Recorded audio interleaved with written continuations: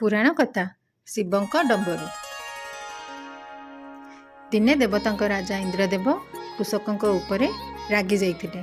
कृषकों उपरे रागी जाई अभिशाप देले, तुम मानक ग्राम रे 12 वर्ष पर्यंत आउ वर्षा हेब नाही कि तुमे माने 12 वर्ष पर्यंत आउ फसल अमल करि परिबो नाही। यह शुणी कृषक माने चिंतारे पड़ी गले ओ इंद्रदेव को पाखरे क्षमा प्रार्थना कले। इंद्रदेव कृषक मानकर क्षमा प्रार्थना शुणी सेमानक पाखरे पहुँचिले।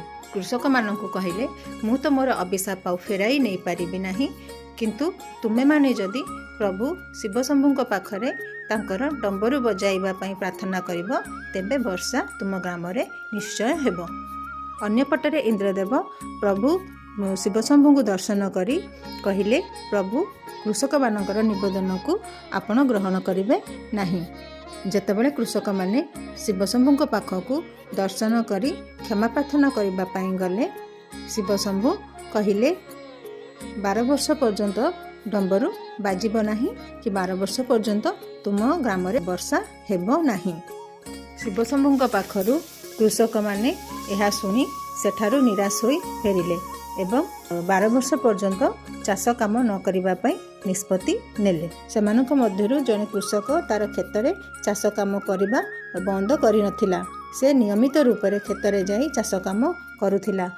एहा देखि अन्य कृषक माने तार उपहास करिबाकू लागिले। अन्य कृषक माने सेही परिश्रमी कृषक को पचारिले, जदि तुमको जना अछि 12 वर्ष पर्यंत वर्षा हेबो नाही, तेबे काहेकि एते परिश्रम करी तो बळ सारुछु। सेही परिश्रमी कृषक उत्तर देला, मु भी जानिछि इंद्रदेव आंभ ग्राम को 12 वर्ष पर्यंत वर्षा न हबा पई अभिशाप देइछंती, किंतु मु ए काम मो अभ्यास पई करूछि। 12 वर्ष चाष न करी मु चाष करिबा भूली जिबी ओ मो शरीर श्रम करिबा अभ्यास भूली जिवो।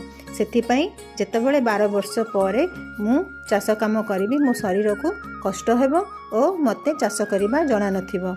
सेथिपई मु प्रतिदिन निजर अभ्यास रखिबा पई आसी चाष काम करूछि।